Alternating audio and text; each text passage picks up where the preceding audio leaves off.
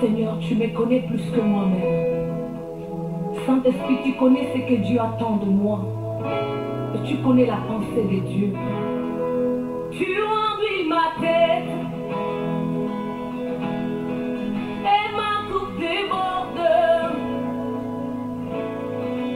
Apprends-moi à m'arrêter lorsque la nuit s'arrête. Tu remplis ma tête et ma coupe déborde. Apprends-moi à m'arrêter lorsque la nuit s'arrête. Je veux simplement te dire, de moi-même je ne peux rien, Seigneur. Arrose-moi d'une huile fraîche, amène-moi où tu veux. Je veux simplement te dire, de moi-même je ne peux rien, Seigneur. Arrose-moi d'une huile fraîche, amène-moi où tu veux. Je veux être comme ces vieux qui n'a plus de force pour marcher lui-même, qui a besoin qu'on lui tienne par la main pour l'aider dans sa marche. Je veux être comme un aveugle qui ne connaît pas l'état du chemin, qui a besoin du bâton de guide pour l'aider dans sa marche. Je suis un aigle étoilé dans l'air, et voici dans les hauteurs, cherchant du côté où se trouve le vent, pour qu'il m'amène où il veut. Je suis un aigle étoilé dans l'air, je me tiens dans les hauteurs, cherchant du côté où se trouve le vent, pour qu'il m'amène où il veut. Je veux simplement te dire, de moi-même je suis limité, tu sais. Impose-moi ta volonté, Seigneur Jésus, même si elle est ta mère. Je veux simplement te dire, de moi-même je suis limité, tu sais. Impose-moi ta volonté, Seigneur Jésus, même si elle ne m'arrange pas. Amène-moi, amenez-moi, Esprit Saint, amenez-moi, Esprit Saint, amenez-moi, Esprit Saint. Je vais m'envoler avec toi dans les airs. Amenez-moi, amène-moi, Seigneur, Esprit Saint. Amène-moi dans les paris, je veux l'adorer. Oh, amène-moi, au bord du trône, je viens pousser les grâces, au trône puissant. Au bord du trône puissant, yeah, je veux l'adorer. Oh yeah, alléluia, amène-moi au bord du.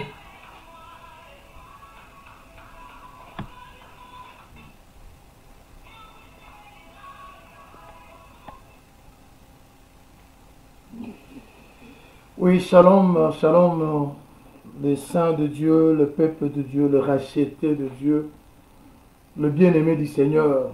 De partout où vous êtes, que le Seigneur vous bénisse, que la grâce et l'amour du Seigneur vous soient multipliés, que la paix du Seigneur trouve, Seigneur, sa demeure dans vos foyers, dans vos vies, dans vos familles. Nous sommes très contents de vous retrouver encore cet après-midi, afin de continuer avec notre enseignement croyons que la prière que vous êtes en train de faire à notre sujet, Dieu l'écoute. On se porte bien grâce à Dieu et grâce à vos prières. Et voilà, nous sommes là. Aujourd'hui, nous allons toucher à notre sous-thème. Toutefois, dans notre premier chapitre du livre de l'Apocalypse, aujourd'hui, nous allons parler plus dans le verset 14. Comme on avait promis, nous allons essayer d'expliquer tout ce que le prophète a décrit par rapport au Fils de l'homme qui est vu au milieu de 7 chandeliers. Parce que le détail que Dieu va nous donner à travers son esprit vont nous aider à pouvoir bien assimiler, bien comprendre les autres chapitres. Et surtout, à partir du 2e et 3e chapitre, vous verrez, les descriptions vont toutes revenir dans chaque lettre. C'est pour cela que nous vous demandons d'être vraiment patient et de prêter vraiment votre attention à ce que nous sommes en train de dire au moyen du Saint-Esprit. Voilà, nous remettons entre tes mains, Seigneur Dieu, ce bon moment que tu nous as offert de nous retrouver devant ta présence.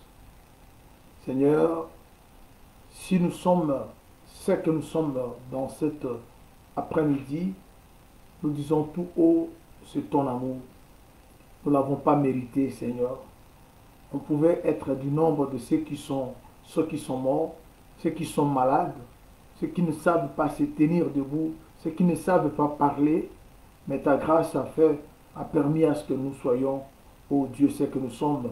Tu as permis que nous nous levons et que nous nous tenions debout, Seigneur. Je te dis merci au nom de tous les bien-aimés qui croient, Seigneur, que c'est par ta grâce que nous nous portons bien.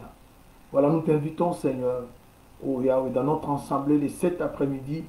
Nous voulons ta présence, Seigneur. Puisse, Seigneur, notre Dieu, nous secouer, nous dire des choses, Seigneur, que l'œil n'a pas vues et l'oreille n'a point entendues. Et c'est les choses qui ne sont pas montées au cœur de l'homme.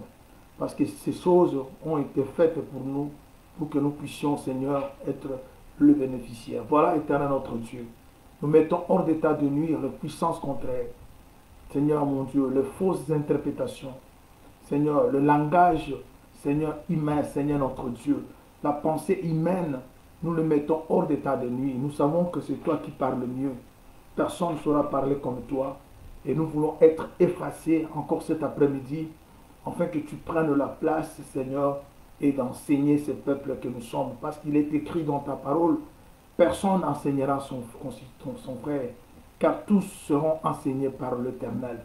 Voilà, nous te demandons, Dieu Tout-Puissant, de nous enseigner encore, d'ajouter à notre connaissance ce que nous manquons, de parfaire l'œuvre que tu avais commencée, Seigneur, parce que c'est ça le but du ministère au milieu du peuple.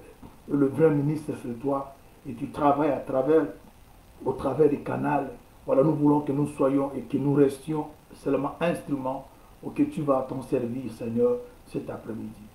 Partout ta parole va passer, va entrer, Seigneur. Nous voulons que tu puisses l'accompagner, afin que tu produises le fruit, Seigneur, dont est ta volonté.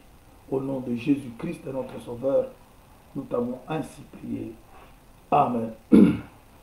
Bien-aimés, je j'aimerais que nous lisions le verset 14 du chapitre 1er, parce que nous voulons parler sur le cheveu blanc.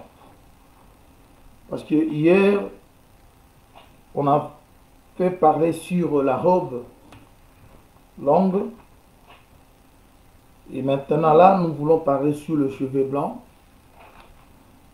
comme l'un de l'élément signalé dans ce livre. Alors nous lisons chapitre 1er, le verset 14. Je lis au nom du Seigneur Jésus-Christ. Sa tête et ses cheveux étaient blancs, comme de la laine blanche, comme de la neige. Ses yeux étaient comme une flamme de feu. On s'arrête là parce que demain ou après-demain, on va revenir pour prendre le verset 15. Alors, rien que le verset 14 va nous amener à parler sur beaucoup de choses, parce que c'est aussi un verset qui est riche, qui cache beaucoup de réalités, et nous allons pouvoir, par la grâce du Seigneur, les décortiquer. Alors, nous avons vu ici, parce qu'on est en train de nous décrire l'homme qui est vu au milieu de cette chandelier.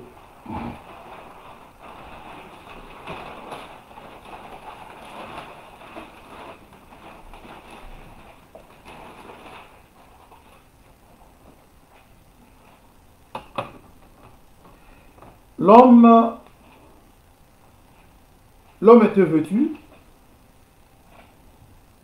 l'homme avait une chevelure, l'homme, on nous parle comment était sa chevelure, le cheveu était blanc, ses yeux étaient comme de flammes de feu. Maintenant nous voulons parler d'abord sur la chevelure. Pourquoi la tête ou ses cheveux étaient blancs? Et toujours ce que vous devez comprendre et retenir, cette description que Jean nous a montrée du Seigneur dans Apocalypse 1er, ça parle du temps qui concerne le temps du jugement. Ça, j'aime répéter ça parce que nous, actuellement, nous sommes dans la grâce. Et les Écritures nous disent que nous ne sommes pas appelés à la colère, mais nous sommes appelés à l'acquisition du salut. C'est-à-dire, il y a un temps où Dieu va manifester sa colère, et maintenant, là, Dieu manifeste sa bonté. Mais qu'est-ce qui fait que pendant le moment de la grâce, on voit Dieu habillé en tenue de jugement? Et c'est ce que nous sommes occupés à expliquer. Pour les autres personnes, le jugement est à venir. Mais pour nous qui n'allons pas subir le jugement dernier, Dieu nous juge maintenant, afin que nous puissions refléter son image, parce que dans le jugement dernier, c'est nous qui allons l'assister, nous serons à ses côtés comme les aides, parce qu'il va juger le monde avec nous. Alors maintenant, nous allons marcher dans les Écritures d'abord, pour pouvoir comprendre quand la Bible parle du cheveu ou de cheveux blancs, qu'est-ce que la pensée de Dieu en ce qui concerne le cheveu blanc? Vous allez souffrir un peu que nous prenions des Écritures, parce que selon le frère Paul, dans le livre de 2 Timothée, chapitre 3, verset 16, il nous dit ceci: toute écriture est inspirée de Dieu,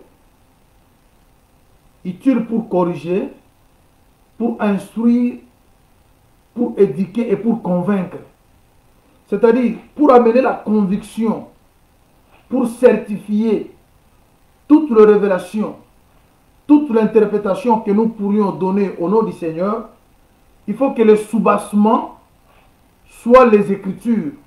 Parce que nous ne pouvons pas inventer, créer ou présenter au peuple de nos pensées à nous, mais nous avons l'obligation de donner la pensée du Seigneur. Or, la pensée du Seigneur, c'est celle qui est conforme aux Écritures saintes. C'est pour cela, le frère Pierre pourrait dire, aucune prophétie de l'Écriture pourrait être l'objet d'une interprétation particulière. Voilà, c'est la raison qui nous pousse, quand nous parlons de Dieu, quand nous tenons debout pour donner la pensée de Dieu au peuple, et nous cherchons à avoir des soubassements qui sont les Écritures saintes. Parce qu'une écriture ne peut être interprétée que par une autre écriture. Voilà, on est dans... Nous allons parler sur le chevet blanc. Le chevet blanc.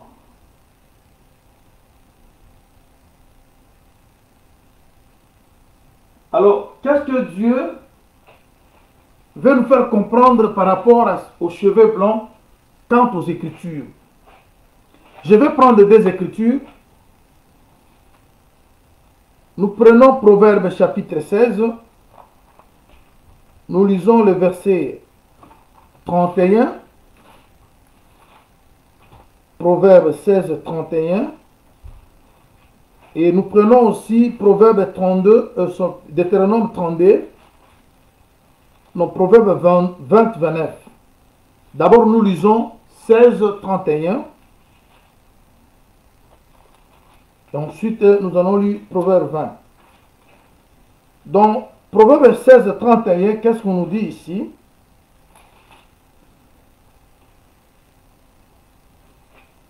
Le cheveu blanc sont une couronne d'honneur. C'est dans le chemin de la justice qu'on la trouve. Ici, Proverbe nous signale que les cheveux blancs sont une couronne d'honneur. Mais on peut la trouver que dans le chemin de la justice. C'est-à-dire, quand quelqu'un a deux cheveux ou une chevelure blanche, d'après la pensée des Écritures, c'est une couronne. Mais vous savez que la couronne, c'est une récompense. Quand quelqu'un est couronné, on sous-entend qu'il a accompli quelque chose. Soit il était dans une compétition, mais lorsqu'il a remporté, on doit maintenant couronner cette personne. Alors, on nous parle que le cheveu blanc, c'est une couronne d'honneur. Mais on peut la trouver que sur le chemin de la justice. Ici déjà nous comprenons quelque chose. Le cheveu blanc, c'est pour des personnes qui ont remporté, c'est pour des personnes qui ont accompli quelque chose, et au retour de ce qu'ils ont fait, ils doivent maintenant mériter une récompense, et la récompense en question, c'est le cheveu blanc. C'est une couronne.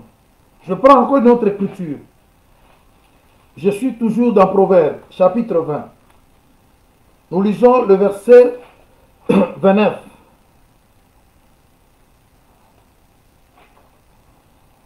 On dit quoi? On dit, la force et la gloire des gens et le cheveu blanc sont l'ornement des vieillards. Ici, on dit que le cheveu blanc, c'est l'ornement des vieillards. Ici, on marie le cheveu blanc au vieillard. C'est-à-dire, quand quelqu'un a des cheveux blancs, on dit que la personne est un vieillard. Oh, pour devenir vieillard, c'est-à-dire vous avez vécu, vous avez vu des choses, vous avez traversé des périodes et vous devenez maintenant vieillard. C'est ainsi qu'on va voir sur votre tête de cheveux blancs. Et maintenant, quand Dieu vous donne le cheveu blanc, dans le langage de la parole de Dieu, on dit que c'est une couronne. C'est de l'ornement. C'est la récompense d'une personne qui était juste, qui a marché dans la justice. Et Dieu va maintenant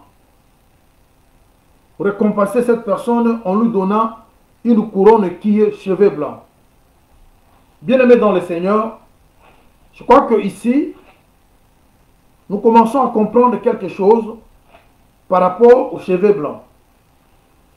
Je suis que dans les Écritures.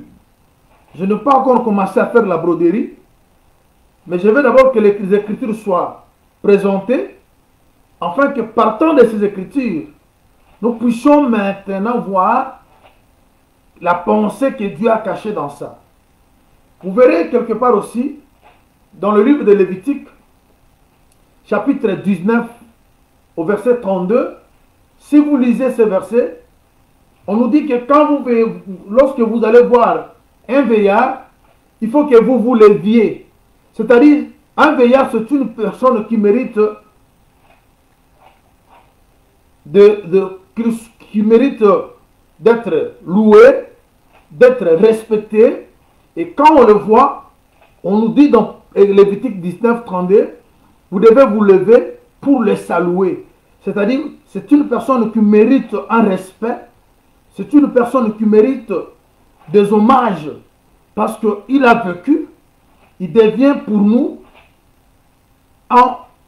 une de référence. Alors, maintenant, quand nous voyons le Seigneur, notre Dieu,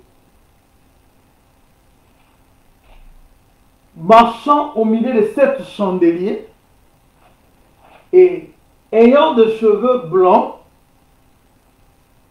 c'est-à-dire, le Seigneur, il est un veillard, le Seigneur, il est couronné, le Seigneur, c'est une personne qui a vécu et qui a marché dans la justice. Parce que, rappelez-vous, nous sommes en train de parler sur le temps de jugement. Or, quand vous parlez du jugement, le jugement marche avec la justice. Vous ne pouvez pas juger si vous n'êtes pas juste. Rappelez-vous de ce qu'on a parlé hier, le pourquoi des tenues, le pourquoi de la robe. Parce que quand vous jugez les autres, vous devez avoir des choses qui sont conformes au jugement que vous portez sur les autres. Alors maintenant, nous entrons maintenant par rapport à notre Seigneur. Et nous allons comprendre aussi le pourquoi de sa présence au milieu de 7 chandeliers. Qu'est-ce qu'il était venu faire au milieu de 7 chandeliers tout en étant vieillard. Parce qu'ici, par rapport aux Écritures que nous avons lues, nous comprenons que le Seigneur, au milieu de 7 chandeliers, il était un veillard. Mais qui est un veillard? Je prends encore une autre écriture. Le veillard joue quel rôle? Il joue quel rôle dans une famille, dans une communauté, dans un peuple? Je prends Deutéronome. Dans son chapitre 32, je lis le verset 6 au 7e.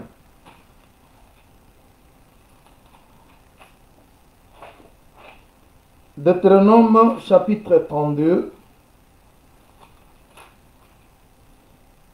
le verset 6 au 7e, je lis rapidement.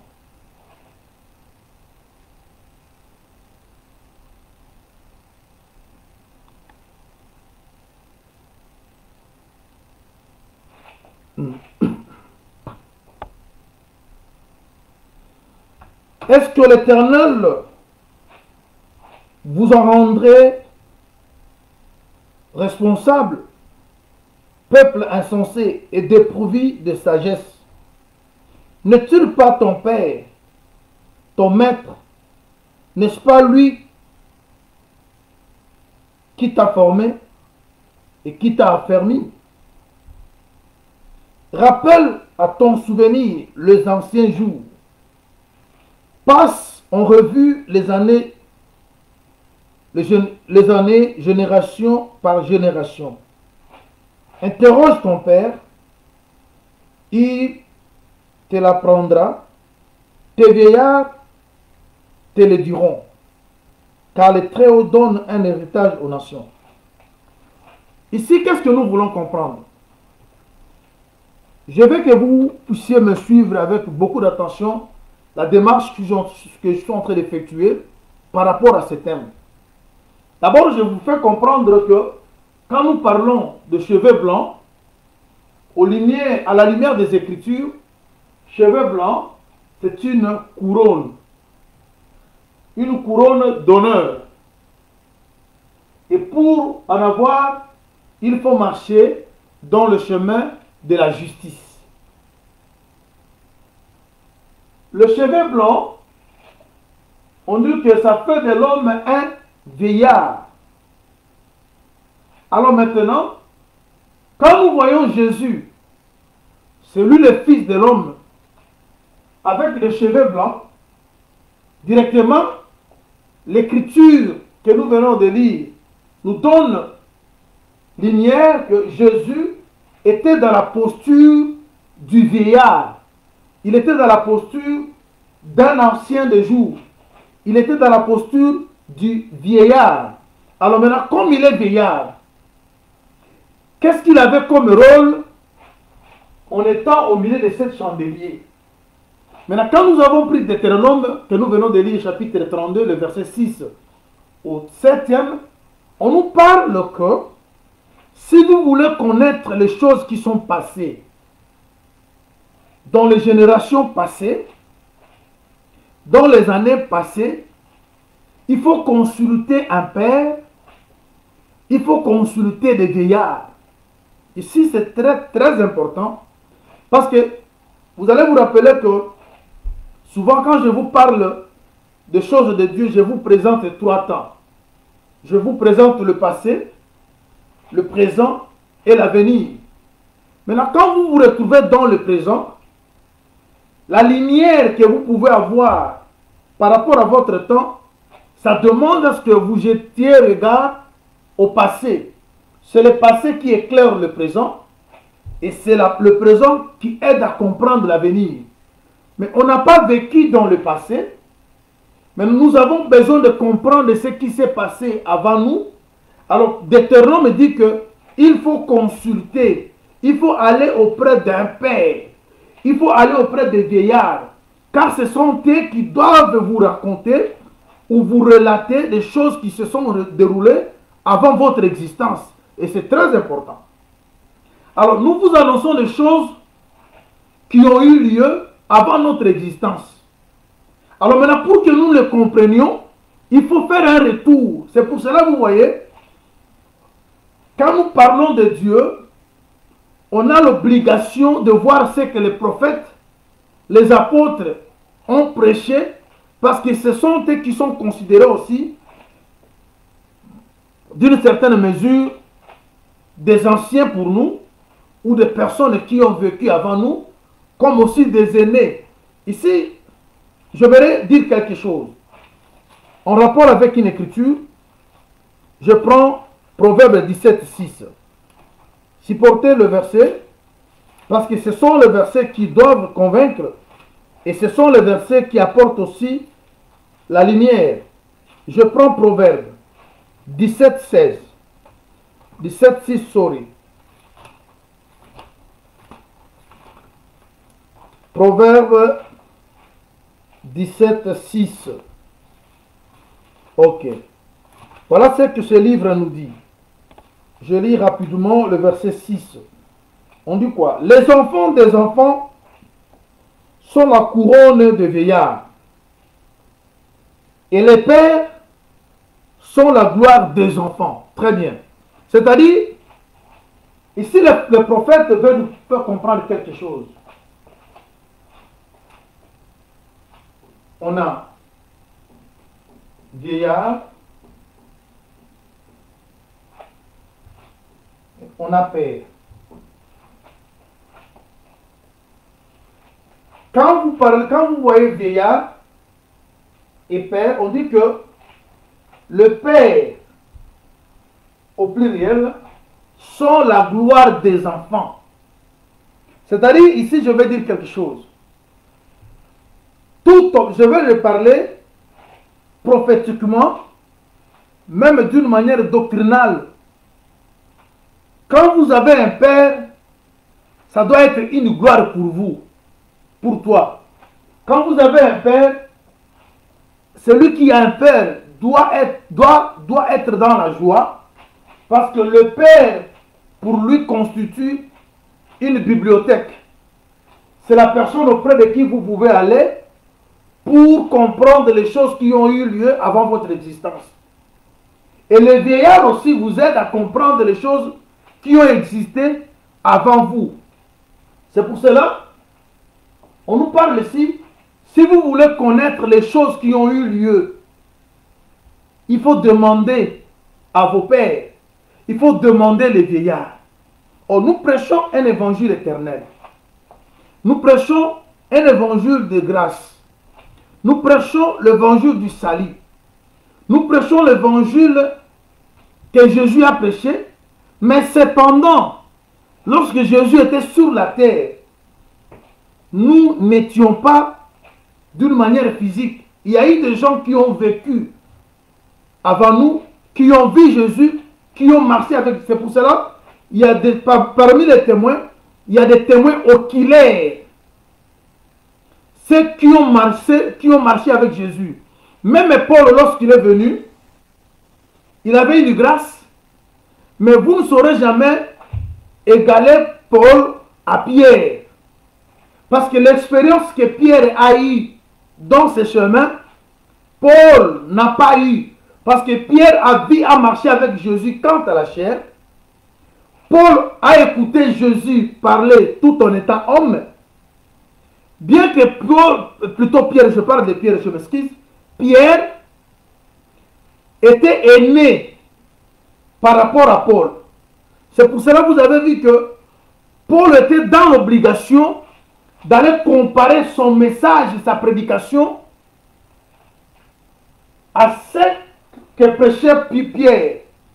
Parce que pour Paul, Pierre était un aîné. Une personne qui a vécu. Bien aimé, on ne change pas l'histoire. Même dans la vie physique, celui qui est aîné reste aîné. Même si tu deviens grand, mais vous arriverez dans un coin de la vie où vous aurez besoin de cette personne pour des lumières, pour des éclairages, des choses que tu n'as jamais vécues, et tu vas comprendre des choses si et seulement si cette personne-là qui a vécu avant vous pourrait vous le dire. Et c'est pour cela maintenant, comme nous sommes dans les choses de l'éternité, il faut maintenant un veillard, une personne qui a existé avant tous les autres, puisse venir au milieu de nous, afin que, à travers lui, nous connaissions les choses que l'œil n'a pas vues, que l'oreille n'a pas entendues. C'est pour cela que beaucoup de gens aujourd'hui, ils ont des problèmes quant à leur ministère, parce qu'ils ne reconnaissent pas les aînés. Parce qu'ils ne reconnaissent pas les personnes qui les ont encadrés. Bien aimé, tu peux être encadré par quelqu'un qui n'a pas une grâce que toi tu as aujourd'hui. Mais cette personne reste importante et utile dans ta vie. Vous savez, dans la vie, si tu n'as personne qui peut te dire ne fais pas ça, ne touche pas ça, alors commence déjà à regretter. Dans la vie, il faut que tu puisses avoir quelqu'un qui peut gronder sur toi, qui peut te dire ne fais pas ça, quelqu'un à qui tu peux prêter l'oreille pour écouter les conseils, même dans la vie ministérielle, même dans la vie du mariage. C'est pour cela que vous voyez, on nous parle, les femmes âgées doivent apprendre à nos sœurs qui viennent de se marier. Vous voyez, c'est-à-dire dans chaque chose, il y a quelqu'un qui a de l'expérience. Il faut toutefois avoir de la considération auprès de cette personne-là. Aujourd'hui, les gens, parce qu'ils sont ministres, mais tu peux être ministre, mais il y a ceux qui sont ministres avant toi. Tu peux avoir une grâce. Quand tu parles, le ciel s'ouvre, le feu descend. Mais il y a eu toujours, vous savez bien aimé dans le Seigneur, laisse-moi vous dire quelque chose. Regarde dans la famille de Jacob. Dans la famille de Jacob, le nez c'est Rubin. Le nez c'est Rubin. Même si Joseph peut être grand, Judas grand, mais en aucun jour, Joseph pourra égaler Rubin. Parce que Rubin, parce que vous savez que Jacob c'est le soleil. Parmi eux tous, celui qui a vu le soleil avant les autres, c'est Rubin. C'est pour cela qu'il y a une expression, que nous avons toujours dit que le nez, c'est celui qui a vu le soleil avant. Oui, cette expression tient debout. Même quand vous rentrez dans la famille de Jacob, qui est le soleil lui-même, parce que quand vous lisez Genèse 32, vous verrez que Jacob, c'est le soleil, sa femme, c'est la lune, ses enfants sont des étoiles. Alors maintenant, dans cette famille, qui a vu Jacob le premier? C'est Ruben. Il reste l'aîné. Et c'est pour cela que vous voyez que quand on arrive maintenant au point de posséder Canaan, on donne d'abord à Ruben cette considération. Regarde même, bien aimé dans le Seigneur. Ici, je vais parler dans des dimensions prophétiques et doctrinales pour chercher un peu à recadrer beaucoup de choses que nous sommes en train de faire dans la négligence. Alors, c'est pour cela que vous voyez, le Seigneur, il se présente là comme un ancien, un vieillard. La démarche que je fais en touchant les Écritures, c'est pour vous amener à comprendre que un vieillard, c'est quelqu'un qui a vécu. Un vieillard, c'est quelqu'un qui est couronné. Peut-être vous êtes en train de courir, mais l'autre a déjà achevé sa course. C'est très important. Parce que nous courons encore. Mais quand vous regardez Paul, il a fini sa course et il dit que j'attends ma récompense. Et quelqu'un qui a vécu devient une bibliothèque, devient une référence. C'est une personne auprès de qui on peut aller se ressourcer. C'est une personne auprès de qui on peut aller prendre quelques conseils afin que la marche qu'on est en train de faire puisse être agréable.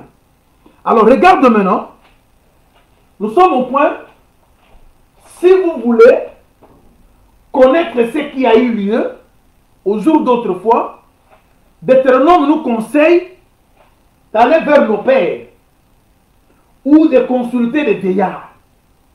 Mais vous allez comprendre à la lumière de la parole de Dieu que le vieillard de vieillard, c'est le Seigneur notre Dieu. Parce qu'en toutes choses, notre Dieu, il est le premier. Il y a ici quelqu'un qui est plus que Salomon. Si vous voulez parler des personnes sages, en citant le nom de Salomon et consorts que vous connaissez, mais vous devez comprendre que il y a quelqu'un qui est plus que Salomon. Il y a celui qui est plus que les autres vieillards, parce que c'est le premier vieillard, c'est notre Dieu. Alors maintenant, qu'est-ce que nous devons comprendre? C'est pour cela que je vous dis que dans Actes chapitre 2, verset 20, le frère Paul nous donne un conseil en disant, nous sommes édifiés sur l'enseignement des apôtres et des prophètes. Cette écriture, les gens l'ont toujours récitée, mais des fois, beaucoup ne comprennent pas le sens. Cette écriture veut simplement dire ceci. Nous sommes en train de travailler dans un champ où nous sommes en train de construire ou de continuer un travail qui avait déjà commencé quelque part. C'est pour ça que le frère Paul dit ceci. Dans son discours aux Galates, il dit quoi?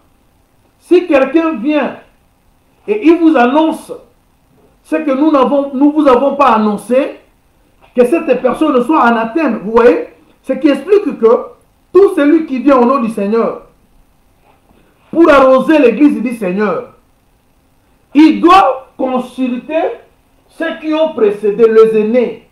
Qu'est-ce que les aînés ont dit pour qu'ils soient en harmonie avec eux et pour que l'édifice soit réellement l'édifice du Seigneur. Et aux Corinthiens, le frère Paul dit que personne ne pose un autre fondement. Seulement ce qui a été posé, savoir de Jésus-Christ. Et il précise, il dit que le fondement que j'ai posé, je l'ai posé comme un sage architecte. Vous voyez? Un sage architecte, c'est quelqu'un qui a posé un fondement sans erreur. Mais il conseille à ceux qui vont construire de lever que le mur. mais de ne pas poser un autre fondement. Mais en élevant le mur, il précise, vous devez tenir compte de ce que vous utilisez comme matériel. Parce que le travail de chacun sera magnifique. Je vais lire ça. Je suis dans 1 Corinthiens chapitre 3. 1 Corinthiens 3. Regarde ce que dit l'homme de Dieu.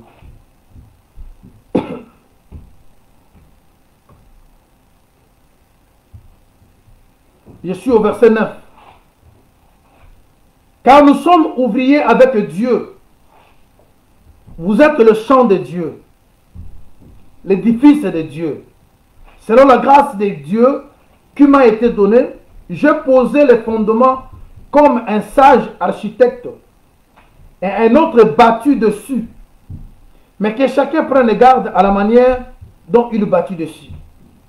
Or, si quelqu'un bâtit sur ses fondements avec de l'or, de l'argent, des pierres précieuses et du bois, du foin, du chaume, l'œuvre de chacun sera manifeste, car le jour la fera connaître, parce qu'elle se révélera dans le feu, et le feu éprouvera ce qui est l'œuvre de chacun. Voyez, bien-aimés dans le Seigneur, ici nous voyons quoi? Nous sommes entrés dans un travail qui avait déjà commencé. L'église du Seigneur n'a pas commencé aujourd'hui. Regarde dans Matthieu 16. Dans Matthieu 16, qu'est-ce qui se passe? Le Seigneur pose la question, je suis au verset 13e. Il pose la question à ses disciples concernant ce que les gens disaient à son sujet. Il leur demande, qu'est-ce que les gens disent de moi? Les apôtres, ils ont répondu, ils disent que tu es Jean-Baptiste, tu es Élie, Jérémie ou l'un des prophètes.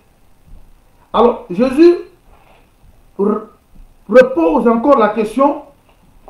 On leur demanda, alors, que dites-vous que je suis? Si c'est là qui me voient un peu de loin, qui ne marche pas avec moi, ils disent que je suis Jean-Baptiste, je suis Jérémie, Élie. Alors vous qui êtes avec moi, vous avec qui je marche, que dites-vous que je suis?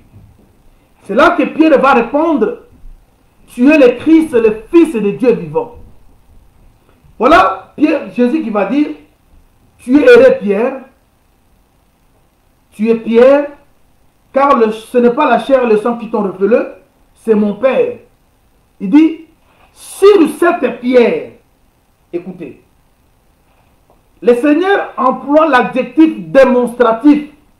Il dit, sur cette pierre. Là, vous voyez que Jésus était en train de démontrer et de présenter la pierre. Il dit, sur cette pierre,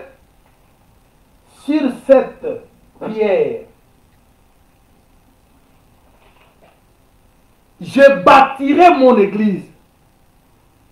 C'est-à-dire, au moment où le Seigneur parlait avec les disciples, la pierre sur laquelle l'église devait être construite était déjà révélée. Parce que la pierre, c'est le Seigneur. Parce que le frère Paul dit qu'on ne pose pas notre fondement si ce n'est que c'est celui qui a été posé, savoir Jésus-Christ. Parce que Jésus, c'est la pierre angulaire, qui était un mystère, mais les apôtres ont compris que c'est Christ qui est la pierre. Il dit maintenant, sur cette pierre, je bâtirai mon église. Il représente la pierre. Mais la construction n'avait pas encore commencé. Parce que pour que la construction commence, Jésus devait mourir. Et Jésus devait enterrer, ressusciter. Et lorsque l'Esprit descend maintenant, c'est ainsi que la construction allait commencer.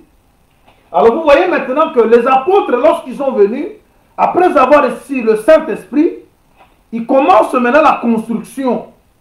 Ils posent les fondements, mais ils n'ont pas posé un autre fondement. Ils ont pris que le fondement dont Jésus leur avait présenté, Christ. Parce que le jour où Jésus parlait avec eux, il leur a montré la pierre sur qui sur laquelle plutôt son église allait être bâtie. Il dit, cette pierre, sur cette pierre, je bâtirai. La pierre était là. Alors, la construction allait venir quelques temps après. Maintenant, cette construction, lorsqu'elle a commencé, elle commence avec les apôtres. C'est pour cela, les apôtres maintenant nous disent que nous sommes fondés sur l'enseignement des apôtres et des prophètes, Christ étant la pierre angulaire. Vous voyez maintenant, c'est Jésus qui est toujours la pierre de l'angle.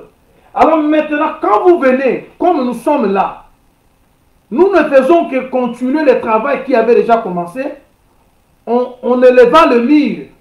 Mais on nous conseille de faire attention de la manière dont nous sommes en train de construire.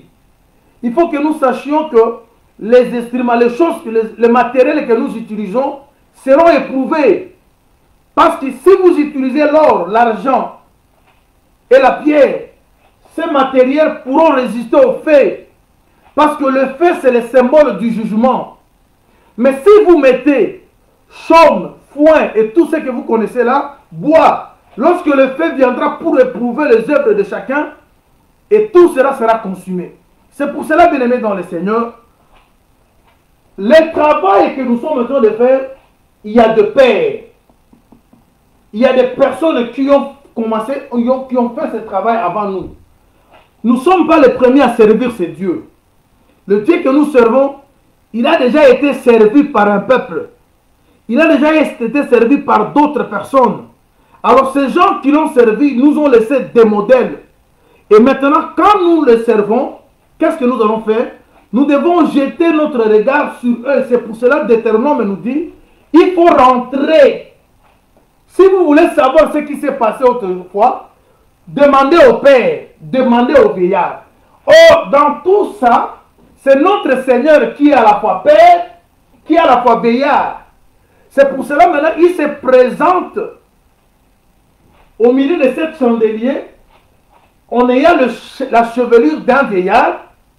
C'est pour dire qu'il est venu afin que tout le monde qui fait partie du chandelier connaisse des choses à travers lui, parce que c'est lui seul qui connaît le secret, parce que c'est lui qui a existé avant toutes choses. Alors maintenant, on avance un peu. Vous allez comprendre le pourquoi, je m'excuse, le pourquoi de deux animaux, crocodile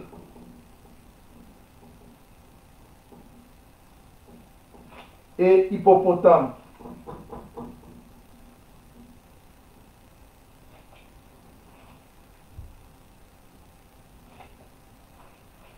Quand vous lisez Job, Job vous présente Dieu dans le corps de deux animaux. Il présente Dieu dans le corps de l'hippopotame. Il présente Dieu dans le corps du crocodile. Ici, ce sont deux dispensations aussi. Mais c'est vraiment important que nous prenions un peu un moment pour essayer d'expliquer quelque chose par rapport à ça. Je prends Job. Job chapitre 40.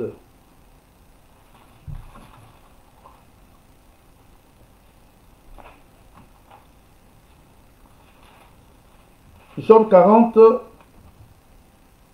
je commence au verset 20.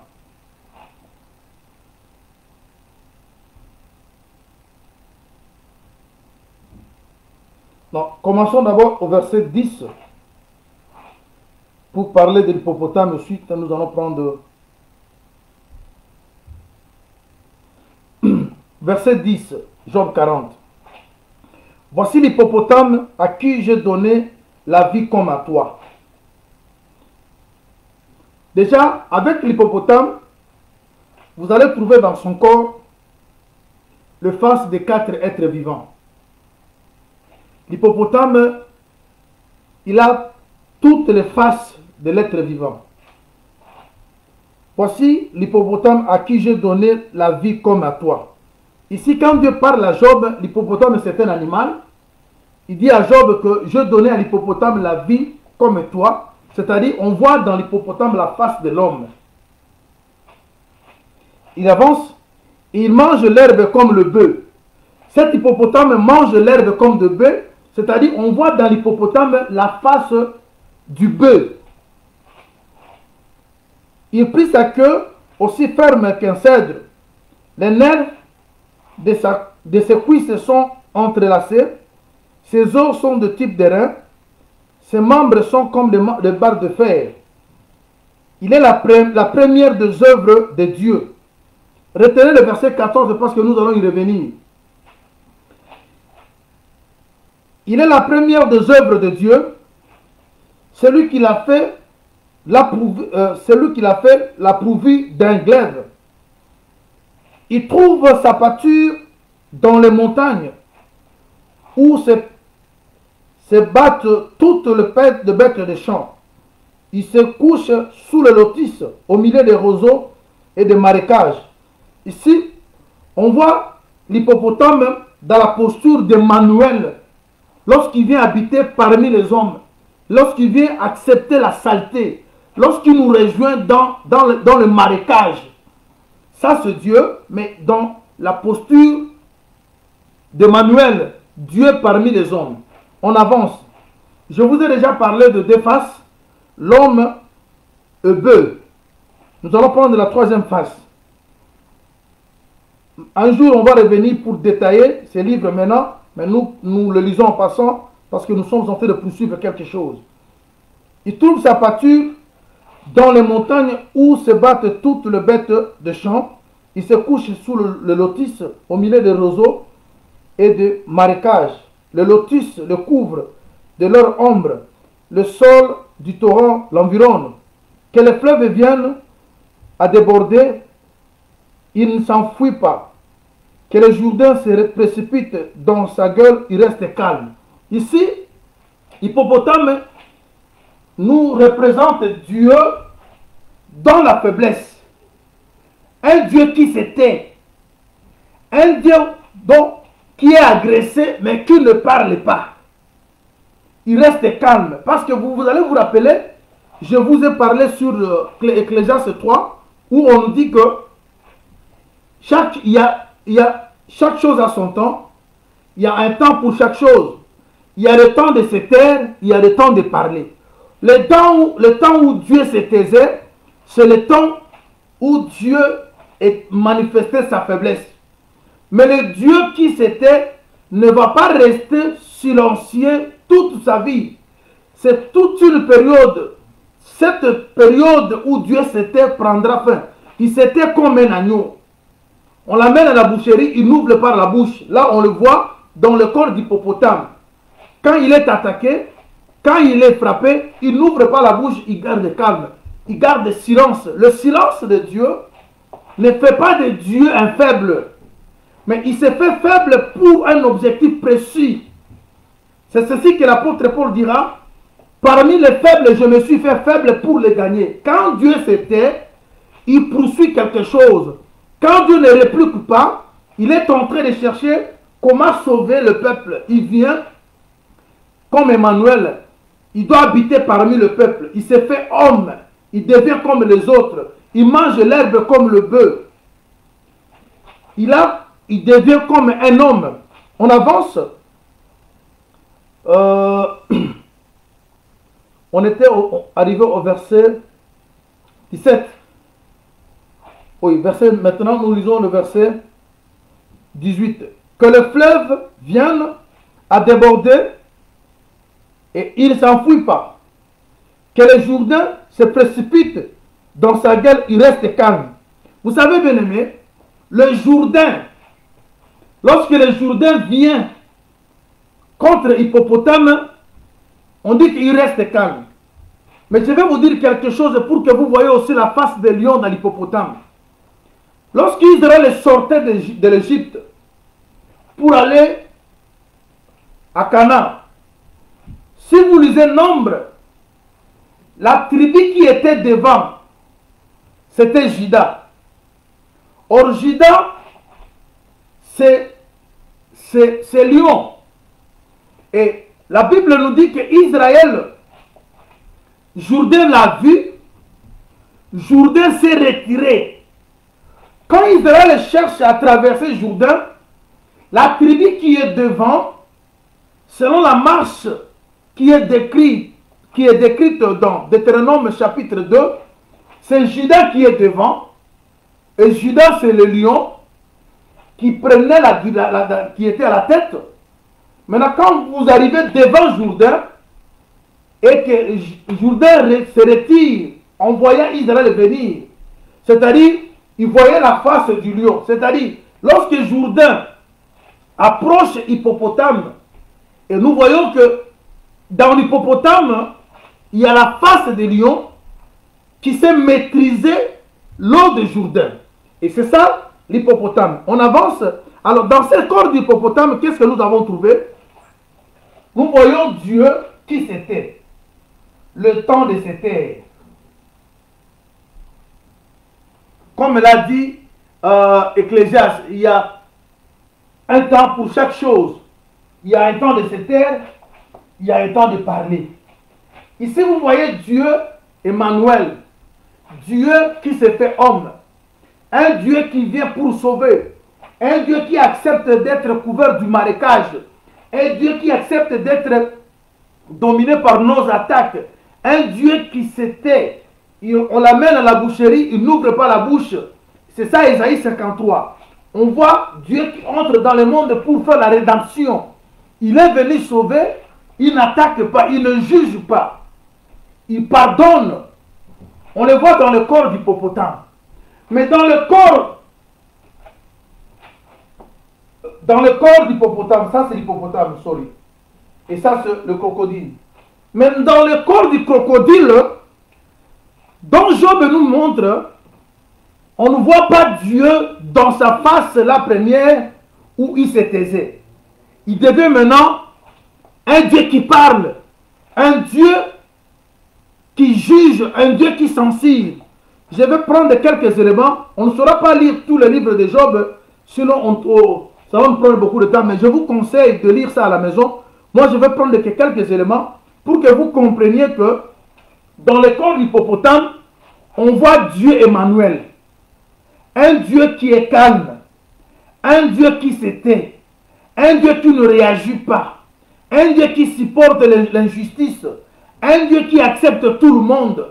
Mais dans le corps du crocodile, vous verrez Dieu qui ne supporte pas l'arrogance.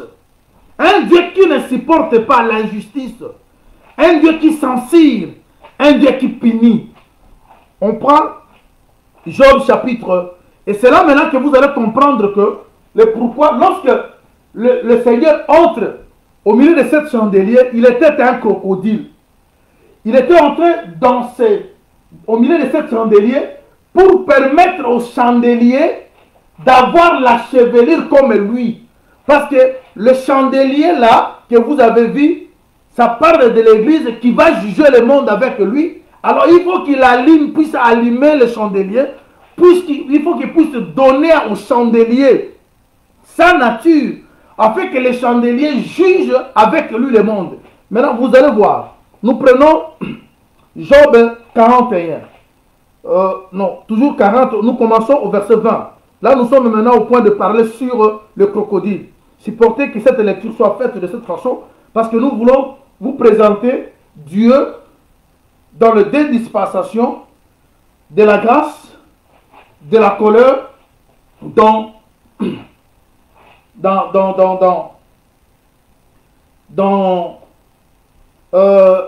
le corps de ces deux animaux. Alors, vous avez vu comment nous avons expliqué, dans l'hippopotame, on a vu les faces des 4 êtres vivants. On a vu homme, on a vu veau, on a vu lion, on a vu aigle. Parce que lorsque l'hippopotame monte sur la montagne pour aller manger, on ne peut aller sur la montagne qu'un oiseau. Là, vous voyez maintenant le caractère d'un aigle. C'est-à-dire, l'hippopotame, c'était un dieu. Et on nous précise qu'il a été la première des créatures de Dieu. C'est très important. Retenez ça. Parce que vous verrez que la première des créatures de Dieu, c'est la sagesse. Et la sagesse est en rapport avec le cheveu blanc. Parce que pour que vous jugiez, il faut que vous ayez la sagesse. Et maintenant, on nous dit que l'hippopotame est la première des créatures de Dieu. Alors, dans la sagesse, on trouve aussi la simplicité. Vous allez trouver quelqu'un, il ne parle pas. Quand vous l'injuriez, il ne réagit pas. Ce n'est pas qu'il est faible. Ce n'est pas qu'il n'a pas la force. Mais la sagesse lui demande de se taire. Parce que d'autres choses, vous pouvez les résoudre en silence et non en parlant. Il y a des moments où vous devez réagir, il y a des moments où vous devez vous calmer. Et quand quelqu'un se tait, pendant que vous agissez dans l'arrogance, les gens pensent que cet homme-là est faible. Non. Quand l'apôtre Paul dit que je me suis fait faible parmi les faibles, ça c'est la nature d'un homme sage. Et vous n'avez pas refusé que l'apôtre Paul était sage. Parce que quand quelqu'un pose un fondement, comme un sage architecte, vous voyez que dans cet homme-là de Paul, il y avait la sagesse. Il savait voir, je suis dans quel terrain, comment faut-il agir. Mais aujourd'hui, le ministre échoue beaucoup parce qu'ils ne savent pas étudier le terrain. Ils pensent que s'ils arrivent quelque part, il faut toutefois bombarder. Non. Vous pouvez arriver quelque part, ça ne demande pas que vous parlez de choses si profondes. Parce qu'il faut savoir comprendre, vous êtes devant quel auditoire. Mais les gens, comme s'ils saisissent les occasions. Comme on m'a donné la chair, laisse-moi maintenant faire démontrer à ces gens que je suis un prédicateur puissant. C'est pour cela que les gens échouent. Parce que vous ne prêchez pas pour que les gens vous voient grand, mais vous prêchez pour que les âmes soient sauvées. Alors il faut savoir étudier l'auditoire. Je suis devant quel auditoire? Est-ce que les gens devant de qui je suis sont faibles ou sont forts? Faut-il leur parler avec quel langage? Quand le Seigneur arrive, le frère Paul arrive chez les Corinthiens, il avait un autre discours. Vous devez remarquer que chez les Corinthiens, l'apôtre Paul refuse que les Corinthiens puissent le prendre en charge. Mais quand il va chez les Philippiens, on les prend en charge. Parce qu'il devait comprendre, je suis devant quel peuple. Quand vous vous retrouvez devant les gens qui ont déjà dans leur connaissance que non, les serviteurs de Dieu sont des cupides, sont des aventuriers. Ils ne servent Dieu que pour l'argent. Vous pouvez arriver dans ce coin-là, prêcher sans leur parler de l'argent. Parce que vous cherchez d'abord leur salut. L'apôtre Paul a dit que je ne cherche pas vos biens, mais je cherche votre salut. Alors quand vous savez étudier le terrain, vous êtes devant quel peuple? Est-ce que ce peuple, si je veux lui parler avec telle dimension, est-ce que le peuple va comprendre? C'est comme un professeur qui enseigne à l'université, mais il se retrouve devant les enfants de maternelle. C'est pour cela, beaucoup de prédicateurs, s'il arrive dans une église de 2 personnes, il ne prêche pas.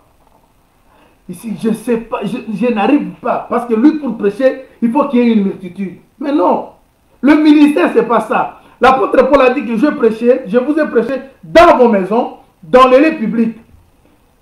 Les occasions peuvent être différentes. Mais quand vous êtes un ministre, vous devez savoir vous adapter. Je suis devant quel peuple? Alors ça émane de la sagesse. On va y arriver. Alors vous voyez maintenant que l'hippopotame, c'est Dieu, un Dieu qui se tait, un Dieu qui supporte l'injustice, un Dieu qui ne réclame pas, un Dieu qui devient homme. Il accepte d'être dominé, englouti par des marécages, par l'eau du Jourdain. Il est calme. Mais dans ce calme-là, il casse la force. Parce que vous avez vu comment on nous parle, on voit en lui de faire des erreurs dans son corps. Le temps me manque pour le détailler. Il a la force dans son corps. Parce que le faire, c'est la force. Mais ce n'est pas le moment de le manifester. Il faut savoir comprendre, je cherche quoi? Qu'est-ce que je suis en train de faire? Et tout ce que je prêche, c'est pour amener le peuple où? C'est pour cela que vous voyez dans nos églises, les gens ne sont pas exhortés.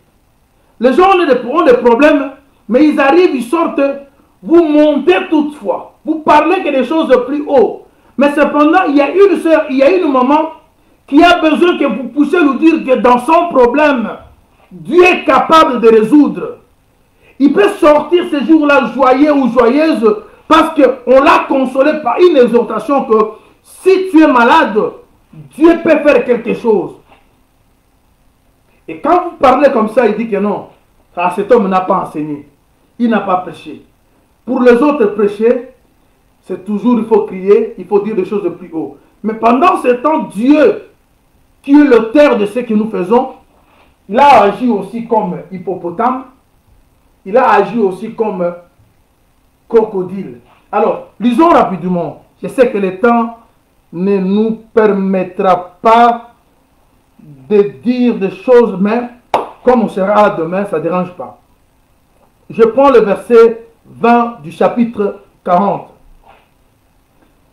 Prends-tu le crocodile à la maison, saisiras-tu? Je suis maintenant au point de parler sur le crocodile. Je ne saurais pas faire un enseignement sur le crocodile aujourd'hui, mais je prends les éléments pour donner un peu du sens de ce que nous sommes en train de dire. Prendras-tu le crocodile à la maison? Saisiras-tu sa langue avec une corde? Mettras-tu un jonc dans ses narines? Lui perceras-tu la mâchoire avec un crochet? Te presseras-t-il des supplications? Te parlera-t-il d'une voix douce?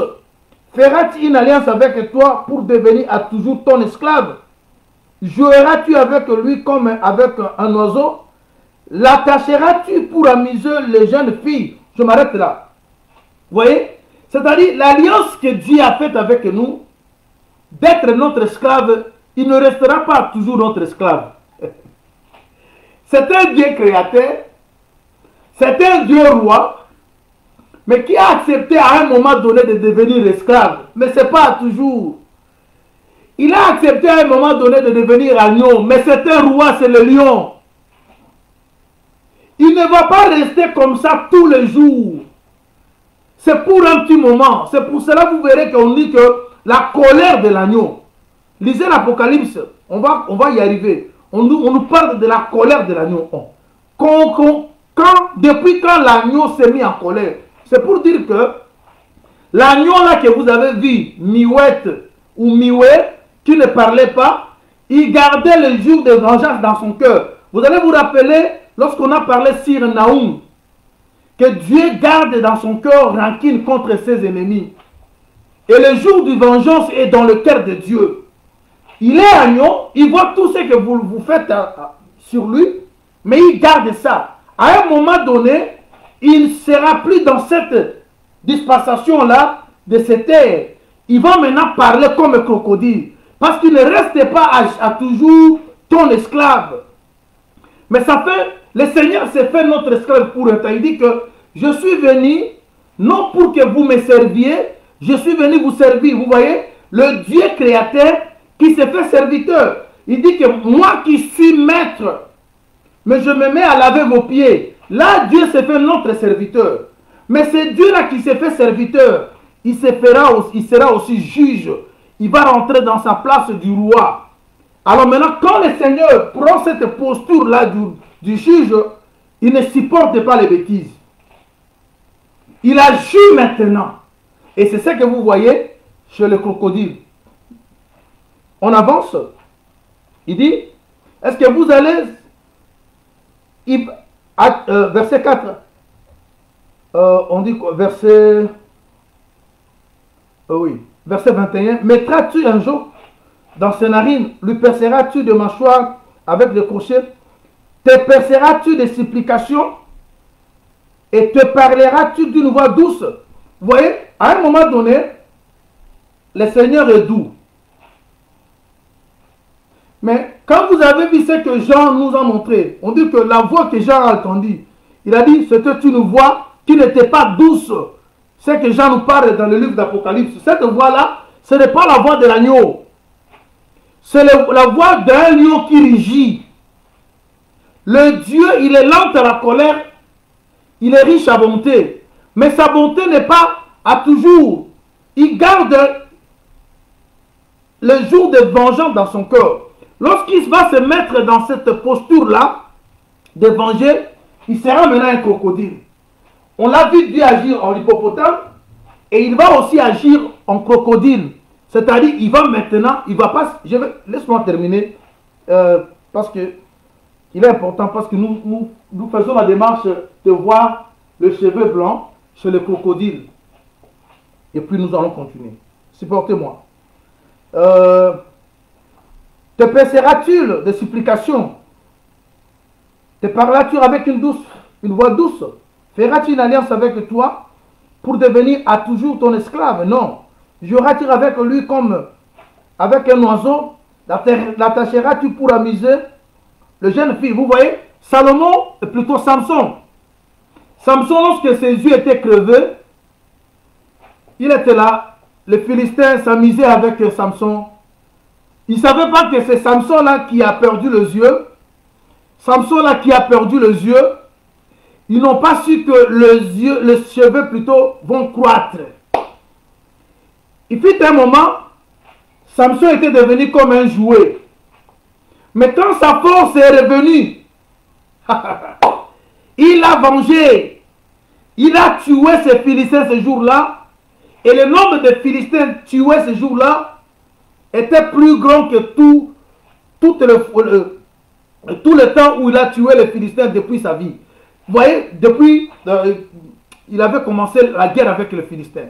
Mais il a passé un moment où Samson, il était devenu comme un jouet.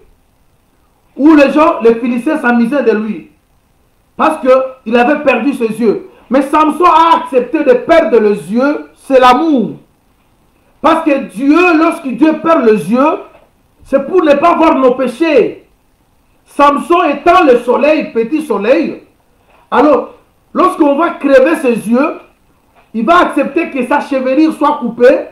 C'est pour que le Dieu fort devienne faible. Et dans cette faiblesse-là, on va le mettre dans une prison. Oh, la mission de Jésus, c'était d'aller dans la prison, la région inférieure de la terre, pour donner de la délivrance aux esprits qui étaient dans la prison. Mais il ne pouvait pas entrer dans la prison voyant. Il ne pouvait pas entrer dans la tombe tout en étant vivant. Il devait accepter la mort. C'est ainsi que quand Samson perd ses yeux, ça parle de la mort de Jésus. C'est-à-dire Jésus est mort. Il entre dans la prison, il prêche les esprits qui étaient dans la prison, il ressort. Maintenant, lorsqu'il va sortir, et il va maintenant finir avec les Philistins. Il s'est fait faible pour un temps, et il devient aussi fort pour venger. C'est pour cela le crocodile, on nous dit qu'il ne va pas rester toujours quelqu'un que vous allez commencer à vous amuser avec lui. Il faut savoir saisir l'opportunité.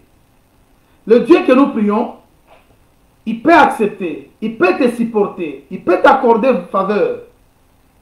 Mais quand vous ne savez pas saisir l'opportunité, mais ça, c'est que ce Dieu-là que vous voyez aujourd'hui, bon, il viendra un moment donné, il va agir dans la colère.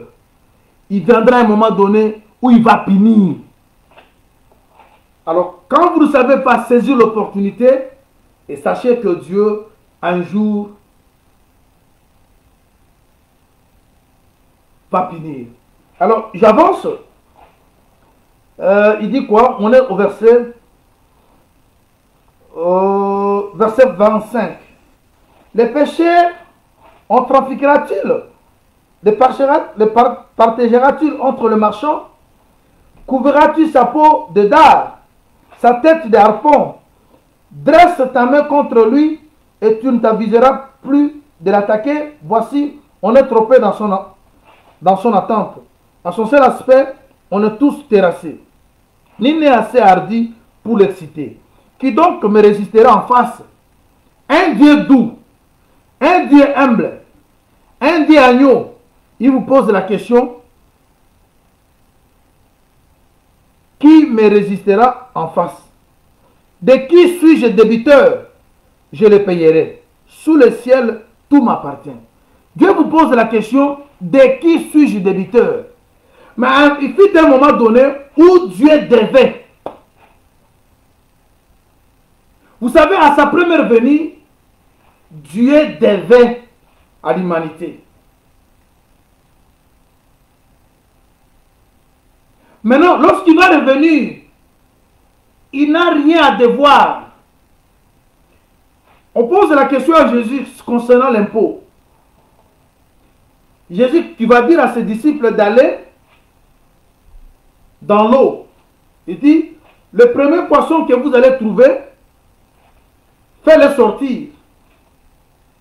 Ouvrez la bouche de ce poisson, vous allez trouver le pièce d'argent. Et vous allez payer l'impôt pour toi. Il dit à Pierre, tu payes pour toi et tu payes pour moi. Vous voyez, dans la première venue, Dieu est venu comme un poisson. Qu'on pouvait ouvrir la bouche. Qu'on pouvait mettre la main dans sa bouche sans être mordu. Mais ce même Dieu-là, qui a payé une dette, parce que la dette que Dieu a payée, c'est pour dire que il était débiteur de quelqu'un. Et il a payé la dette, c'est le sang qu'il a donné. Mais le Seigneur, dans sa seconde venue, il ne viendra pas mourir. Il est déjà mort une seule fois pour toutes. Il était venu comme un doux. On a tout fait avec lui. On a tout fait sur lui. On l'a injurié. On l'a ouvert la bouche. Vous savez, vous lisez la Bible. Il n'a pas réagi parce qu'il était dans la dispensation où il devait se taire. Où on pouvait mettre la main dans sa bouche sans qu'il réagisse. Mais il y a une autre dispensation qui vient où il vient comme un crocodile. Il n'est plus poisson qu'on va soutirer des eaux parce que le premier poisson qui sort des eaux, ça fait de Jésus le premier de plusieurs frères. Parce que nous, enfants de Dieu, la Bible nous parle aussi, la Bible nous qualifie de poissons. Le royaume des cieux est semblable à un filet jeté dans l'eau. Vous voyez, on est des poissons. Mais le premier poisson parmi les poissons, c'est le Seigneur. Parce qu'il est le premier frère parmi plusieurs. Le premier, c'est le Seigneur. Il a pris aussi la forme d'un poisson comme nous le sommes. Mais en prenant cette forme-là du poisson, c'est pour payer notre dette. Et l'argent qui était sorti de la bouche du poisson ne parle que du sang que le Seigneur avait versé pour deux peuples. Pour Pierre qui représente les nations et pour Jésus qui représente Israël. Vous voyez? Et voilà, maintenant il pose la question ici. À qui je suis débiteur? Dans la seconde venue, Jésus ne viendra pas payer une dette. La dette a déjà été payée à la croix. Mais il revient maintenant pour corriger, pour censurer. Alors regarde maintenant, on avance, supportez bien aimé. On est au verset 3, chapitre 41, Job. Je vais donc parler de ses membres, de sa force et de la beauté de sa sculpture, qui soulèvera son vêtement et qui pénétrera entre ses mâchoires. Vous voyez? Dans la première venue, la robe de Jésus a été soulevée. Mais dans la seconde venue, personne ne saura soulever son vêtement. Parce que quand Jésus marchait dans Marc 5, une femme qui avait la perte de sang venait derrière. Cette femme a soulevé le vêtement de Jésus. Vous voyez? Parce que Jésus était venu donner la vie. La femme est venue par derrière, toucha les vêtements de Jésus, et Jésus dit que quelqu'un m'a touché parce qu'une force est sortie de moi. Oui, il était venu pour nous donner la force. Nous qui étions faibles, mais il nous a donné la force. Mais il pose la question ici que qui soulèvera le vêtement du crocodile? As-tu déjà vu le crocodile avec un habit? C'est pour expliquer que ce crocodile, c'était l'image de notre Dieu, dont il ne va pas venir s'amuser avec le peuple. Le temps de la grâce, c'est maintenant. où Dieu supporte nos faiblesses.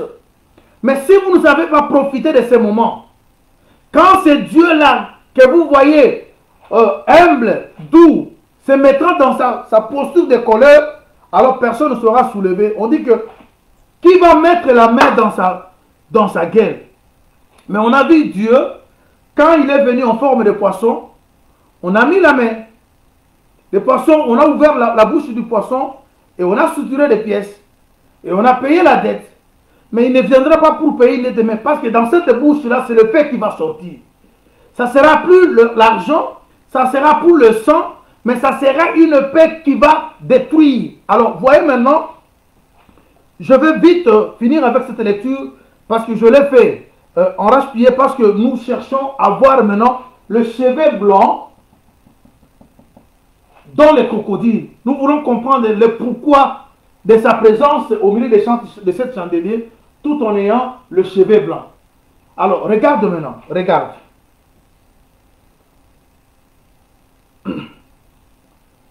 Lisez le verset.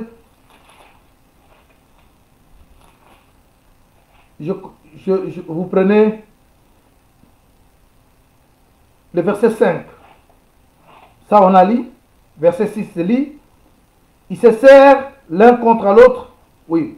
Ces magnifiques et puissants boucliers sont unis ensemble comme par un sceau. Et se serrent l'un à l'autre. Et l'heure ne passerait pas entre eux. Ce sont des frères qui s'ensemble et s'unissent demeurent inséparables. Ces interniements font briller la lumière. Très important. Ses yeux sont comme le paupière de l'aurore. Des flammes jaillissent de sa bouche. Des étincelles de feu s'en échappent. Une fumée sort de ses narines comme d'un vase qui bout d'une chaudière ardente. Son souffle allume le charbon. Très bien. Vous voyez, il est venu maintenant allumer le charbon. Alors, il allume le charbon parce que nous, qui sommes l'église, nous devons être allumés par lui afin que nous puissions aussi juger avec lui. Alors, je cours vite. Ok, ce souffle allume le charbon, sa queue lance la flamme, la force à son cou pour demeure, et le froid bondit au-devant de lui. Ses parties charnies tiennent ensemble, fondues sur lui, inséparables, inébranlables. Son cœur est dur comme la pierre, dur. Un Dieu qui a le crocodile maintenant, il a un cœur dur. C'est-à-dire, fini le temps où vous allez commencer à prier et qu'il vous exauce. Parce que le jour où Dieu est entré, il a fermé la porte de l'arche. Même si les gens ont crié, la porte n'a pas été ouverte. C'est pour dire que le temps où Dieu, vous pouvez pénétrer Dieu, c'est maintenant. Où vous pouvez supplier Dieu, c'est maintenant. Mais si le temps de la grâce passe, fini pour ceux-là qui ne savent pas se convertir. Alors, le temps des nations, c'est maintenant. Et Dieu, maintenant, étant crocodile, on dit qu'en passant sur les eaux, c'est pour que l'abîme, j'aimerais que vous continuez là en bas, c'est pour que l'abîme prenne la chevelure d'un vieillard. C'est-à-dire, le crocodile, il allume le charbon.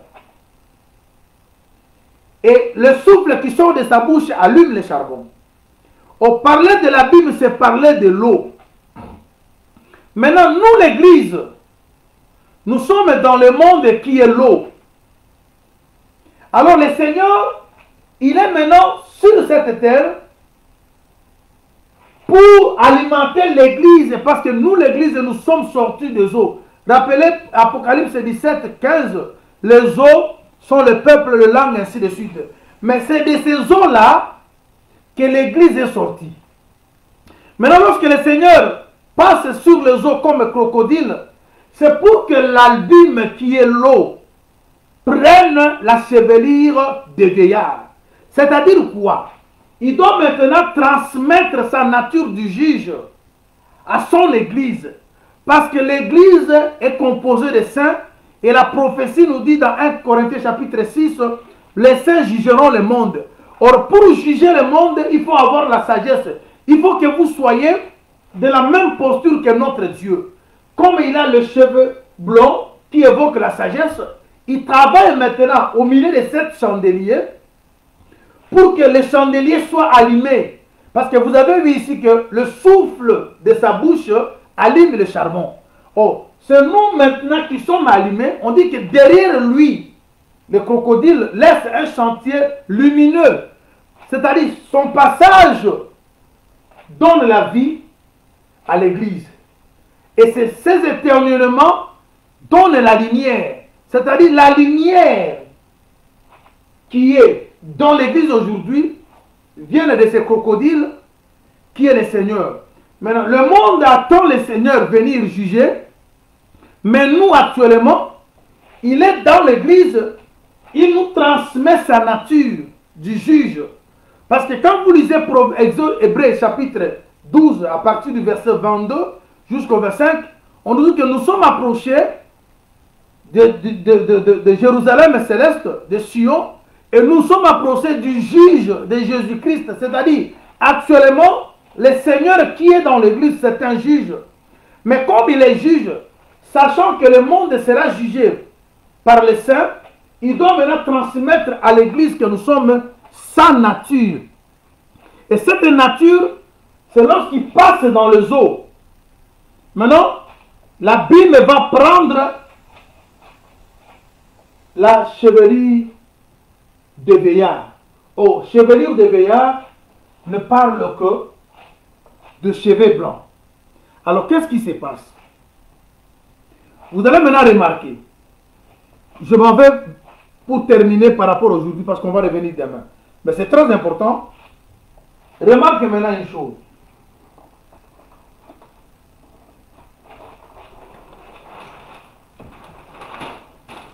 Remarque une chose.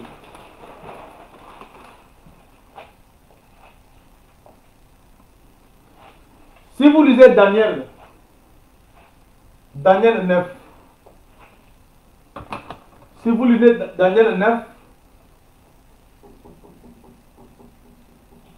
verset 9 au 10e verset, vous verrez, Daniel 7, je vous l'ai dit, Daniel 7, 9 au 10e verset.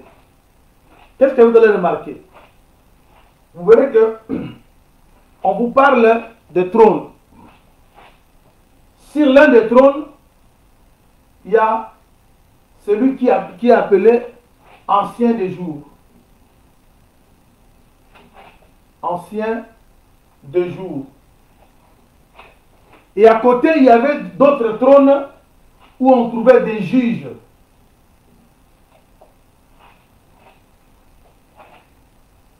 On a dit des trônes, mais l'un des trônes était occupé par l'Ancien des jours. Et les autres trônes sont occupés par les juges.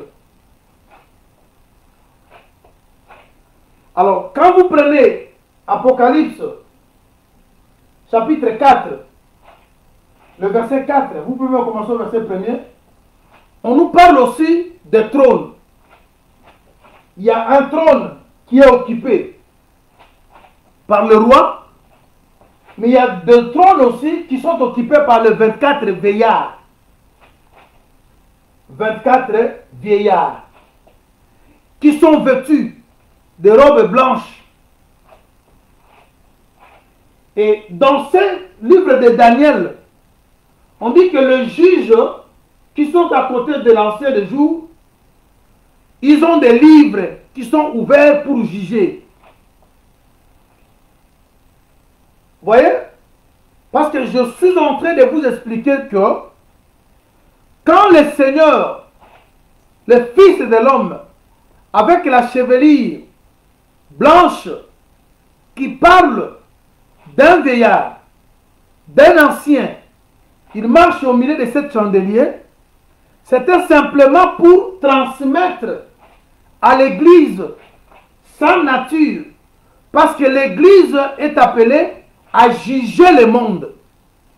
Mais vous ne pouvez pas juger le monde si vous êtes vous-même pas jugé. Ou être jugé, c'est-à-dire que vous devez avoir la nature qui reflète la justice. Alors maintenant, les gens que vous voyez à côté des juges dans ces jours sont des personnes qui forment l'Église. Les 24 veillards, c'est un langage pour parler simplement de saints qui viennent d'Israël et des saints qui viennent des nations. Parce que 12 anciens plus 12 anciens donnent plutôt 12 veillards plus 12 veillards. C'est-à-dire nous sommes devenus vieillards en recevant le vrai vieillard dans notre vie. Et c'est ce qui fera que nous serons avec lui sur le trône pour juger. Alors, nous sommes vieillards. C'est-à-dire, si vous êtes vieillard, vous avez le cheveu blanc. Et le cheveu blanc, ça, c'est le symbole de la sagesse. Mais qui est le premier à avoir le cheveu blanc? C'est le Seigneur Jésus, dont je vous ai expliqué, parce que c'est lui l'ancien des jours. Si vous prenez par exemple Michée, chapitre 5, à partir du verset 1er jusqu'au verset 5, là on nous parle de la prophétie qui concerne Jésus, mais on dit que son origine remonte au jour de l'éternité. Et celui qui vient de l'éternité, c'est celui qui est ancien.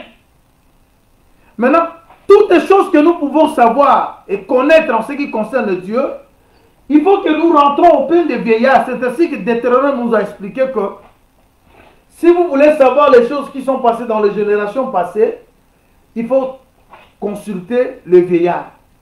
Et les vieillards, le vrai vieillard, c'est notre Seigneur qui doit maintenant se retrouver au milieu de 7 chandeliers, afin qu'à travers lui, nous l'Église, nous les chandeliers, nous connaissions tout le mystère de Dieu, parce que c'est lui la première des créatures de Dieu, c'est lui l'hippopotame. Lorsqu'il est descendu dans le marécage, il descend pour donner la connaissance à ceux qui l'ont reçu. Vous voyez? Parce qu'il est écrit, il est venu chez les siens ne l'ont pas reçu. Mais à tous ceux qui l'ont reçu, il leur a donné le pouvoir de devenir enfants de Dieu. Mais cela n'est pas de la volonté de l'homme. Vous voyez? On comprend maintenant que nous qui l'avons reçu dans le marécage, c'est ça le chandelier. C'est là où nous sommes l'Église. Il est Emmanuel, il est parmi nous. Et c'est ça, le Fils de l'homme marchait au milieu de 7 chandeliers, il est Emmanuel. Mais en marchant au milieu de 107 chandeliers, il nous fait que donner sa nature. Parce que lorsque le crocodile passe sur les eaux, il donne à l'abîme la chevelure de vieillard. Aux chevelure de vieillard, c'est nous l'Église qui recevons ça. Il nous donne sa nature. Il fait que nous devenions comme lui. Et maintenant là, comme nous avons eu la chevelure de vieillard, nous sommes devenus les 24 vieillards. Or, les 24 vieillards, c'est un langage qui ne parle pas de 24 quant aux chiffres, qui ne parle que des Élis qui sont sortis d'Israël et des autres qui sont sortis des nations, parce que l'Église dont nous faisons partie est composée d'une partie d'Israël et d'une partie des nations. Rappelez-vous de Marc 5. Jésus qui marche, il se dirige vers la maison de Jairus pour guérir la fille de Jairus qui avait l'âge de 12 ans. Et cependant qu'il était dans la marche, une femme qui souffrait de la perte de sang pendant 12 ans. D'abord, il guérit la femme qui avait la perte de sang et dont cette femme a souffert pendant 12 ans. Ensuite, il continue pour aller ressusciter la fille qui avait l'âge de 12 ans. Vous voyez maintenant, il y a 12 de chaque extrême qui explique que il y a les 12 comme les 12 tribus qui parlent d'Israël. Il y a les 12 comme les 12 apôtres qui parlent de l'Église. Alors l'Église du Seigneur est composée de 2 groupes de gens, parce que de 2, il n'en a fait qu'un.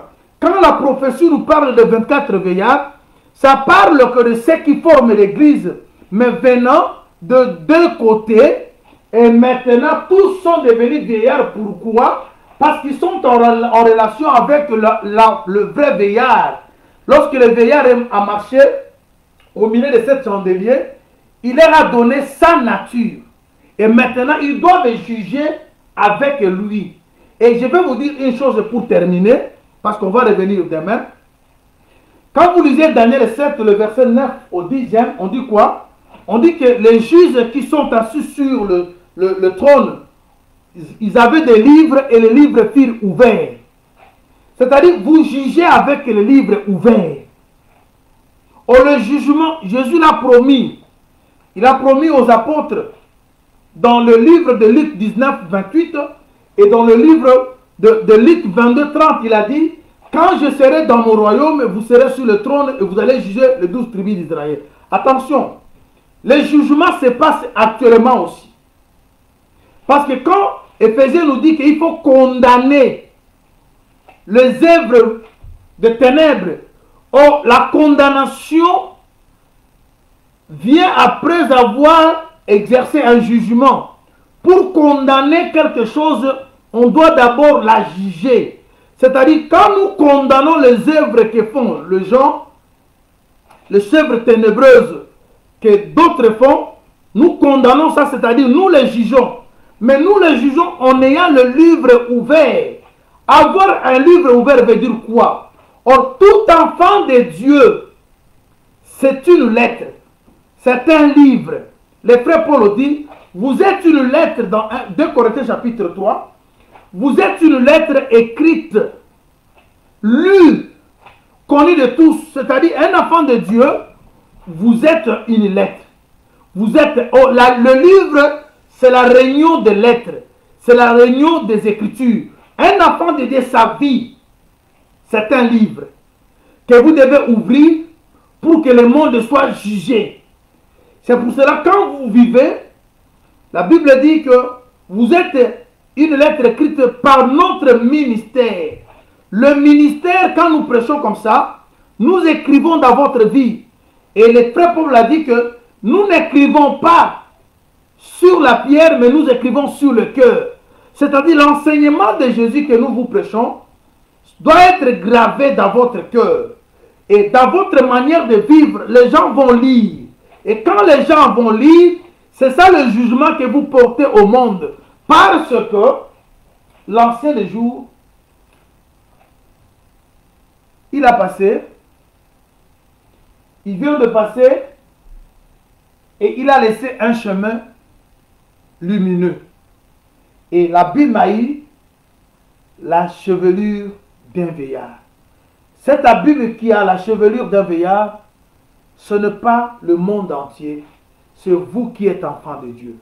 Alors, bien aimés dans le Seigneur, aujourd'hui, nous avons fait une petite démarche au point de vous dire ceci. Le Seigneur, c'est celui-là qu'on a vu au milieu de cette chandelier. Il a le cheveu blanc. D'accord. Mais pourquoi il est au milieu de cette chandelier? Il est là comme le crocodile qui passe au-dessus des eaux. Afin que son souffle alimente. Afin que son souffle... Parce que le chandelier, c'est une lampe. Or, l'église, c'est une lampe. Il a dit, vous êtes la lumière du monde. C'est-à-dire, le monde est éclairé par nous. Mais pour que nous puissions éclairer le monde, il faut que quelqu'un puisse venir nous allumer. Et celui qui nous allume, c'est le crocodile. Il passe au milieu de nous. Et son souffle, qui est le Saint-Esprit, qui est la parole, nous allume maintenant. Et maintenant, le monde est jugé par nous. Parce que les œuvres qui se font dans les ténèbres sont jugées par la lumière. La lumière, lorsqu'elle vient, tout ce qui est ténébreux est dévoilé. Alors, nous qui sommes lumière, nous sommes des livres. Nous sommes là, ouverts. Nous devons être des livres ouverts qui vont permettre aux gens de nous lire. Là où nous vivons, nous ne devons pas avoir de vie de cache-cache. La vie d'un enfant de Dieu, c'est une vie lumière. Une vie qui se passe aux yeux de tout le monde. Parce que vous êtes un juge. Vous jugez le monde par votre comportement. Parce que sur votre tête, vous avez la chevelure de vieillard. Cette chevelure, vous l'avez eue parce que quelqu'un est passé. Il a laissé un chemin lumineux. Et le chemin que nous suivons, c'est un chemin éclairé. Il a dit, je suis le chemin, la vie et la vérité. Nul ne peut aller au Père que par moi. Et rappelez-vous, Ésaïe le prophétise au chapitre 35, je crois le verset 8, il dit, il aura là un chemin frayé, une route sainte qu'on appellera la voie du Seigneur. Même un insensé, s'il entre dans ce chemin, il ne va pas se perdre. Voilà, bien-aimé, le Seigneur a laissé un chemin, un sentier lumineux. Si vous entrez réellement dans ces chemins, si vous marchez dans ces chemins, vous n'allez pas vous perdre. Si vous étiez perdu autrefois, si vous avez échoué autrefois, parce qu'il a dit que dans ces chemins, il n'y a pas de bêtes féroces. C'est seulement le racheter l'Éternel. Quand vous montrez, vous marchez dans ce chemin qui est resté après le passage de cet homme que nous appelons crocodile, il a laissé un chemin lumineux. La réussite est avec vous. Parce qu'il a dit la grâce et le bonheur vont nous accompagner. Mais pour que ces choses vous accompagnent, vous devez vous mettre dans ces chemins. Alors, bien-aimés dans le Seigneur, voilà un peu ce qu'on a voulu, par la grâce du Seigneur, partager avec le Saint de Dieu. On va revenir demain, si Dieu nous accepte encore, pour approfondir ces sous-thèmes concernant le cheveu blanc. Mais ce que vous devez retenir, le cheveu blanc, c'est une couronne d'une personne qui a vécu. Et quand quelqu'un a une chevelure blanche, c'est une personne qui a vécu. Il est devenu une expérience.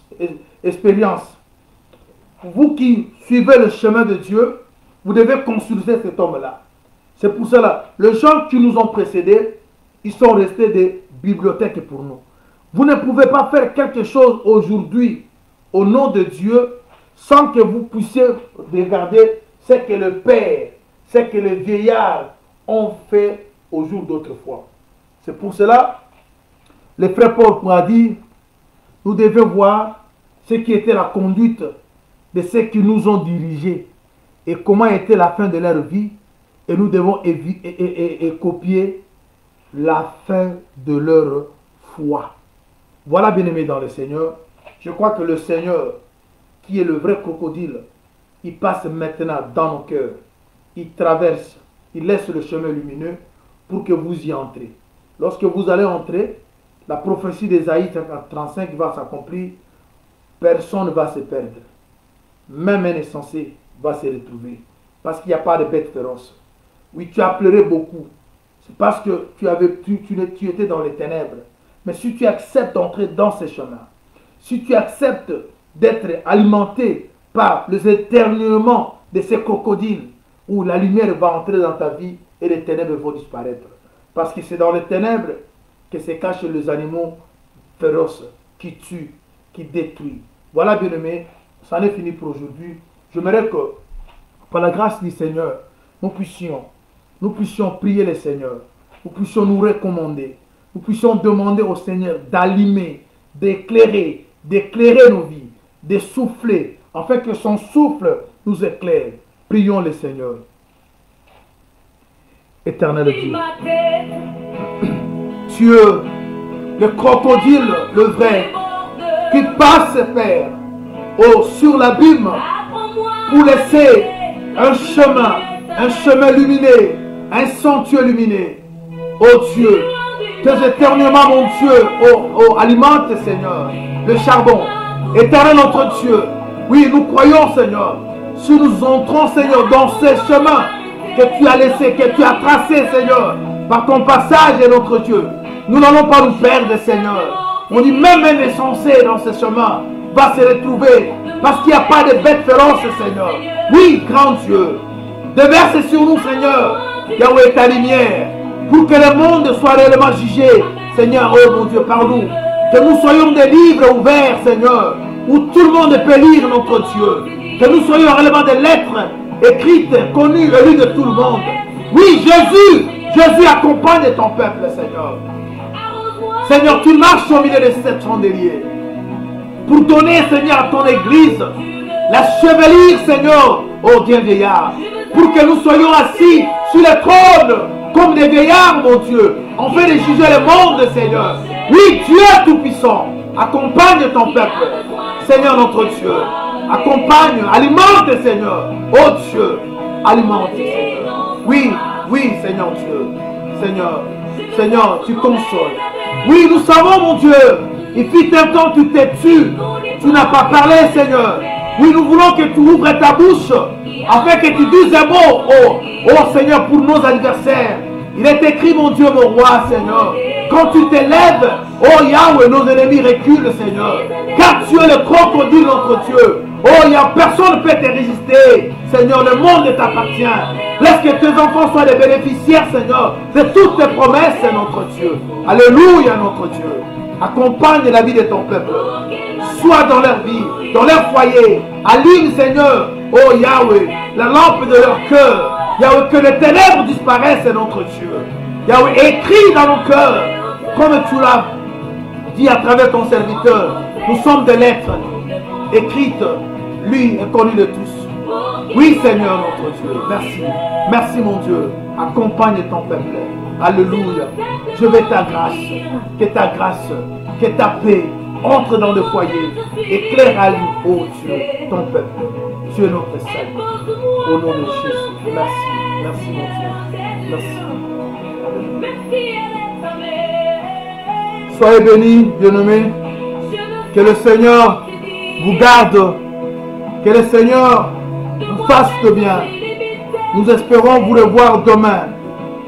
Si Dieu nous fait grâce, à la même heure, 18h, juste l'heure de Londres, enfin que nous continuions avec notre message. Soyez bénis. Soyez bénis. Que Dieu vous bénisse. Soyez bénis.